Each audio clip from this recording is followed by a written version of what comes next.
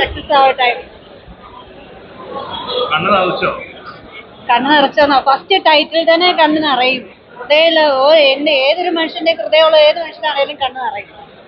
ഒരാൾ പോലും കരയാതിരിക്കില്ല. പൃഥ്വിരാജ് വരെ അറിഞ്ഞിട്ടുണ്ടാവും ഈ സിനിമ കണ്ടിട്ട്.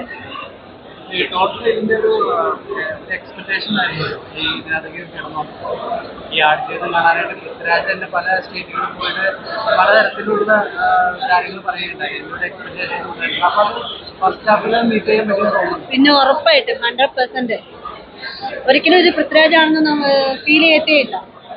പൃഥ്വിരാജ് ആണെന്ന് ഫീൽ ചെയ്തില്ല. നമ്മളെ മനസ്സിലുണ്ടാ പൃഥ്വിരാജിന്റെ മൂവിയാണ്. പക്ഷെ സിനിമ കണ്ട് തുടങ്ങിക്കഴിഞ്ഞാൽ നമ്മൾ അതിലേക്കാവും, റിയൽ സ്റ്റോറിയിലേക്കാവും. ശരിക്കും നജീബ് എന്ന് പറയുന്ന ഒരു മനുഷ്യൻ, സാധാരണ മനുഷ്യൻ, അയാൾ അനുഭവിച്ച അതേപോലെ തന്നെ നമ്മൾ ഒരുപാട് പേര് വീടും നാടും ഉപേക്ഷിച്ച് നമ്മൾ മറ്റൊരു നാട് പോകും. വിശേഷം കാരണം ചിലവർ രക്ഷപ്പെടും, ചിലവരിങ്ങനെയുള്ള ആടുജീവിതത്തിലേക്ക് പോകും.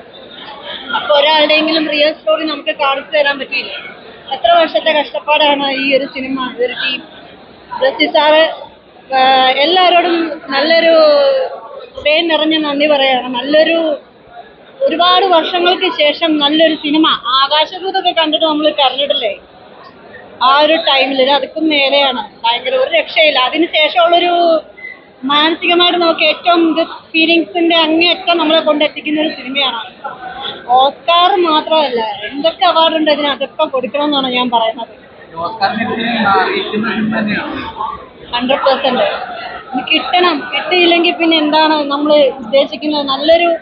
എല്ലാം കൊണ്ടും നല്ലൊരു സ്റ്റോറിയാണ് വന്നിരിക്കുന്നത്. എല്ലാവിധ ആശംസകളും. മാറിയല്ലോ, ഇനി എന്താ, ഇനി ഇത് പറയാനൊന്നുമില്ല. പറയണെന്നറിയില്ല. വല്ലാത്തൊരു ഫീലായിരുന്നു.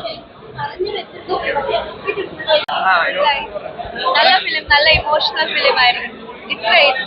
ഇത്ര വരെ പിടിച്ചു നിർത്തി. എന്തായാലും ഒരു സർവൈവൽ സ്റ്റോറി ആയ സ്ഥിതി കഴിഞ്ഞതായ ഒരു സ്ലോ ഉണ്ട്, പക്ഷെ ഇവിടെയും ലാഗ് വന്നിട്ടില്ല. നല്ല ഇമോഷണൽ ഫിലിം, ഭയങ്കരമായിട്ട് ഇഷ്ടപ്പെട്ടു. കണ്ടിരിക്കുന്ന ബാക്ക്ഗ്രൗണ്ട് മ്യൂസിക് ആണെങ്കിലും ഡയറക്ഷൻ ആണെങ്കിലും നല്ല രസമുണ്ട് കാണാനായിട്ട്. അതുപോലെ തന്നെ അങ്ങനെ നമുക്ക് മനസ്സിലാവുന്ന രീതിയിലാണ് അങ്ങനെ സിനിമ എടുത്തേക്കുന്നത്. പൃഥ്വിരാജ് അടിപൊളിയായിട്ട് ചെയ്തിട്ടുണ്ട്. സത്യം പറഞ്ഞാൽ ജീവിക്കണാണ് അതിൽ.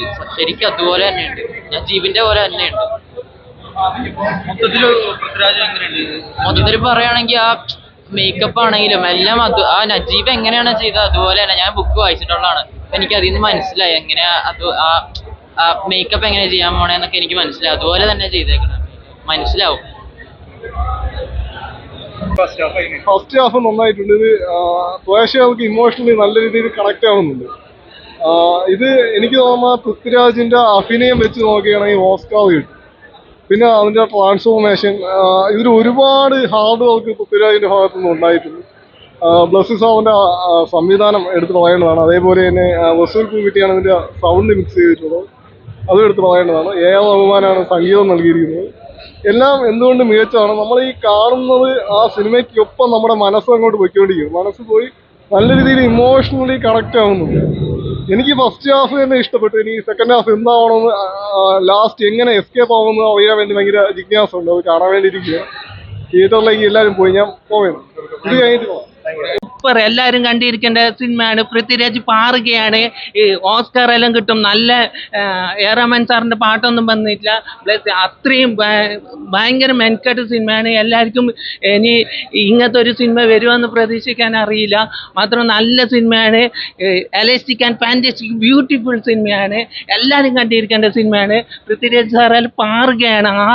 ഭയങ്കരപ്പെട്ട് പാറുക. മരുഭൂമിയിൽ മാത്രം ഒട്ടകം കുറച്ച് കുറവാണ്, ആട് കുറച്ച് കൂടുതലാണ്. അപ്പൊ ഇനി ഫുള്ള് കണ്ട ശേഷം ഈ സിനിമനെ കുറിച്ച് പറയുന്നതായിരിക്കും. അപ്പൊ എല്ലാവർക്കും ഓക്കെ, ഹോ ബൈ.